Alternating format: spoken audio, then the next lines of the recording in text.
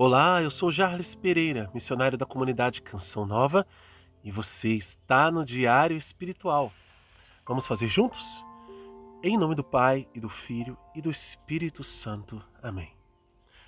Vinde, Espírito Santo, enchei os corações dos vossos fiéis, e acendei neles o fogo do vosso amor. Enviai o vosso Espírito, e tudo será criado, e renovareis a face da terra. Oremos.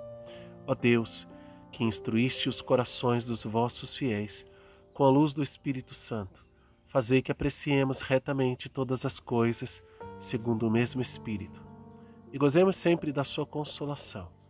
Por Cristo Senhor nosso. Amém.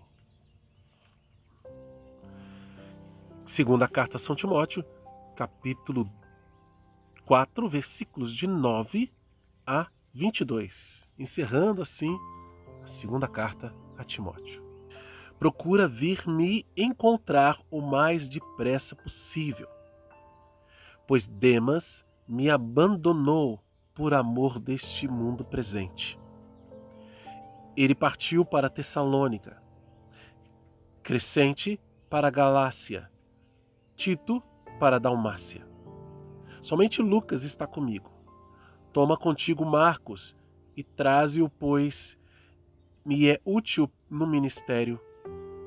Enviei Tíquico a Éfeso. Traze-me, quando vieres, o manto que deixei em Troade, na casa de Carpo, e também os livros, especialmente os pergaminhos. Alexandre, o fundidor, deu provas de muita maldade para comigo. O Senhor lhe retribuirá segundo suas obras. Tu, guarda-te também dele, porque se opôs fortemente às nossas palavras. Na primeira vez em que apresentei a minha defesa, ninguém me assistiu. Todos me abandonaram.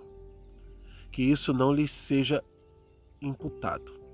Mas o Senhor me assistiu e me revestiu de forças, a fim de que, por mim, a mensagem fosse plenamente proclamada e ouvida por todas as nações. E eu fui libertado da boca do leão. O Senhor me libertará de toda a obra maligna e me guardará para o seu reino celeste. A Ele a glória pelos séculos dos séculos. Amém. Saúda Prisca e Áquila e a família de Onesíforo. Erasto ficou em Corinto. Deixei Trófimo doente em Mileto. Procura vir antes do inverno. Enviam-te saudações, Êmbulo, Prudente, Lino, Cláudia e todos os irmãos. O Senhor esteja com teu espírito. A graça esteja com todos vós. Palavra do Senhor, graças a Deus. Título desse trecho, né? Últimas recomendações na Bíblia, mas eu coloquei no meu estudo urgências da missão. Porque Paulo fala de coisas urgentes, coisas importantes, práticas, coisas que acontecem no dia a dia. Um que vai, outro que fica, um que abandona, outro que dá recado, outro que você precisa trazer, livro que você não pode esquecer. Coisas práticas importantes da missão. E ao que parecia antes, né? Lá no versículo 6, ele se despedindo: estou oferecido em libação, minha missão acabou, estou certo de que vou partir, me está reservada a coroa da justiça. Parecia que não tinha mais nada para fazer, né? Acabou a esperança. Não, pelo contrário, é uma despedida cheia de esperança e de missão, de expectativa. Literalmente, passando o cajado, passando para Timóteo toda a responsabilidade daquela missão. Entre os pagãos, entre os gentios. Claro, essa missão ela foi distribuída a Timóteo, a Tito, a Lucas e tantos outros. Muitos são e foram os colaboradores da missão de Paulo. Até Marcos, São Marcos. Priscila e Áquila. E aqui, ele na Bíblia de Jerusalém, a tradução chama de Prisca. Mas na Bíblia da CNBB, você vai encontrar escrito Priscila. Um casal que Paulo conheceu e que abraçou a fé e que acolheu também muito Paulo. E que foi sinal da evangelização em muitos lugares, colaborando com Paulo em muitas realidades. Então, uma família inteira fiel a Deus. Mas vamos aqui às orientações. Procura vir me encontrar o mais depressa possível. Ou seja, Paulo já avisou, olha, eu estou condenado à morte, vou ser entregue. Estou tranquilo porque fiz minha parte, mas eu tenho algumas coisas ainda para tratar. Então venha o mais rápido possível. Então, urgente. Tem coisas que não podem esperar. Tem que ser para agora. Eu vou primeiro fazer... Não tem que fazer nada primeiro. Aquilo é o principal. Aquela é a urgência. Então, é isso que Timóteo vai se apressar. Aí ele fala de quem abandonou. Abandonou. Demas. Demas era discípulo de Jesus também. Demas tinha se convertido. Demas caminhava antes com os cristãos, com Paulo, mas ele abandonou tudo por amor do mundo presente. Se desconverteu. Olha que sério, olha que triste. E às vezes acontece isso nas nossas paróquias, nos nossos grupos, nas comunidades. As pessoas que saem e se desconvertem. Abandonam mesmo a fé, se tornam um apóstata.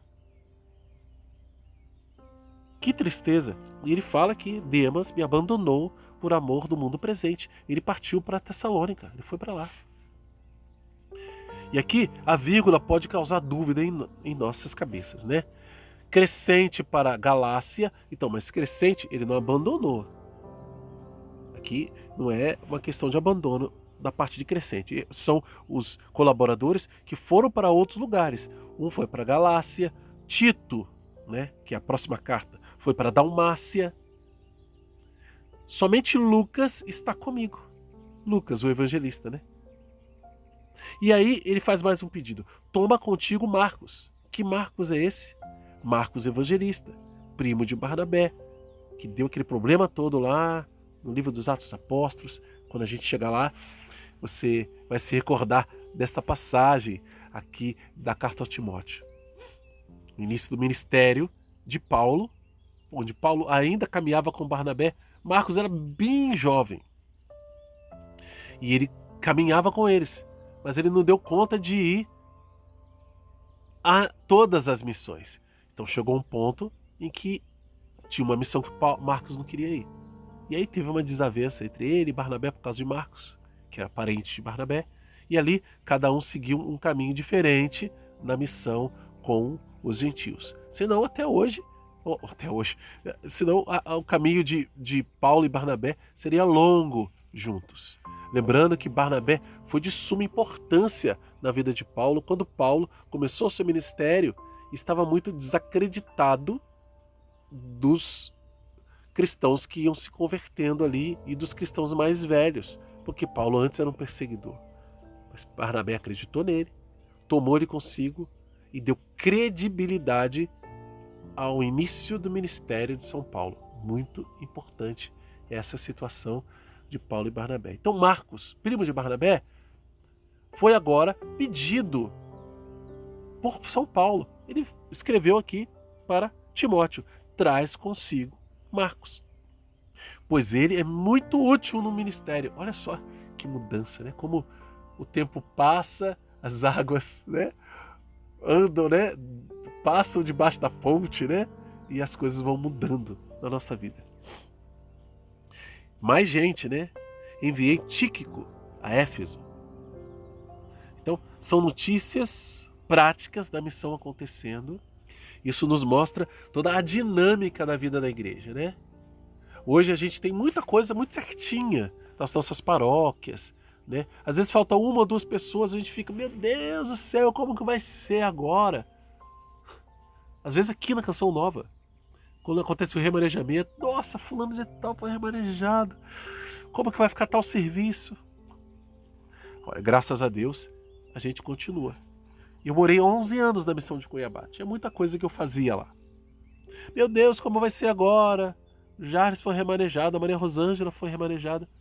outro irmão foi e assumiu. Ou fez outra coisa no lugar. A obra de Deus, ela não para em mim e em você. Se em determinado momento você ou eu ou qualquer pessoa precisar ser enviada para outra missão, já não é mais tua responsabilidade a missão que você deixa, porque foi um envio e não um abandono, como Demas abandonou. Foi um envio. Então, Paulo está informando a Timóteo de todas essas realidades que vão acontecer na nossa vida. Você vai se identificando aí com a sua paróquia, com a sua comunidade cristã que você vive. E aí, ele pede, traze, quando vieres, o manto que deixei em Trode. E na casa de Carpo, e também os livros, especialmente os pergaminhos. Paulo não era um homem de muitos bens. Não era abastado. Mas ele tinha um manto que ele gostava, um manto preferido. E um manto, gente, é uma roupa que tem um significado para nós oculto, né? Ele não é como as roupas que a gente tem hoje, que a gente tem muitas roupas. Não, para ter um manto protege no frio, no calor, ele é um companheiro. E Paulo tinha deixado esse manto lá, e ele pede. Paulo idoso já, né? Você imagina, né? As pessoas que vão ficando com determinada idade se apegam a determinadas coisas. E não no sentido ruim da coisa. Nossa, apegado, olha lá, poxa, pediu para pegar um manto. Não, a gente não faz ideia. É como um padre. Vamos imaginar um padre que tem aquela túnica que ele celebra algo especial. Bom, deu para situar um pouco melhor, né? É isso. Então, ele pede os livros, pede os pergaminhos, aquilo que ele escreveu e aquilo que ele recebeu também.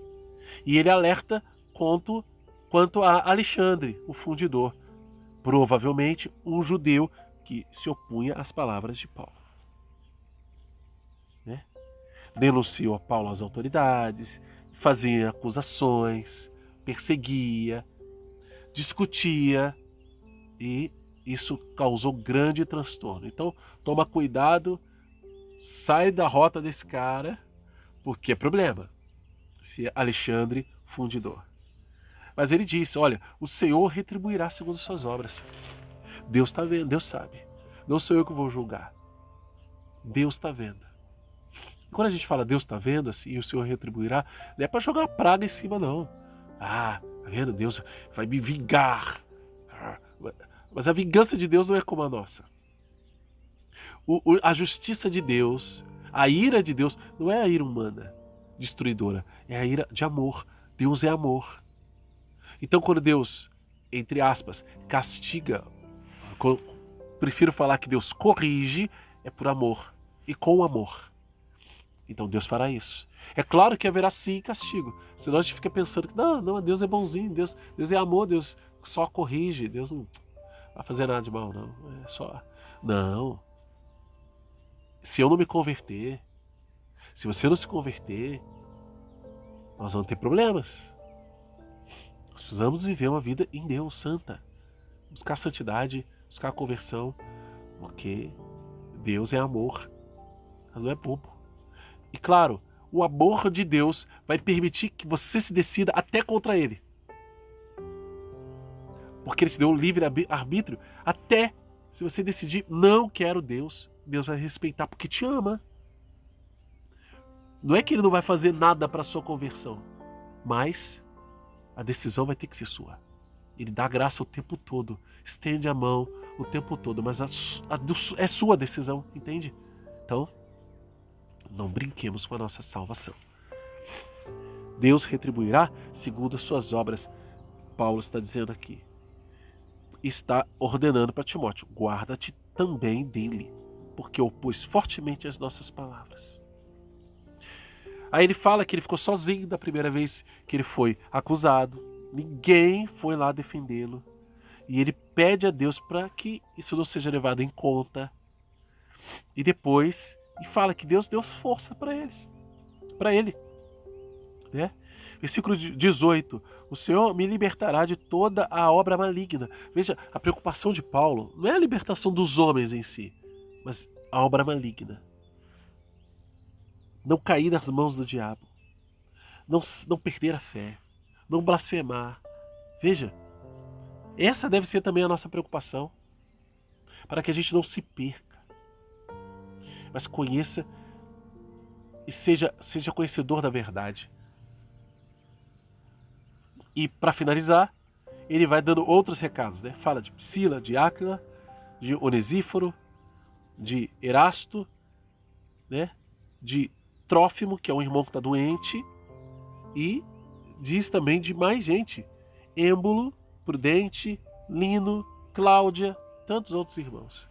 Veja quantas pessoas que Paulo faz questão de se recordar como companheiros na sua missão.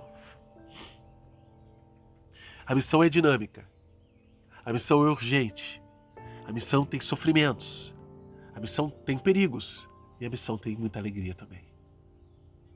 Quem se põe no caminho do Senhor, aí a gente lembra de uma palavra que está lá no livro do Eclesiástico, capítulo 2.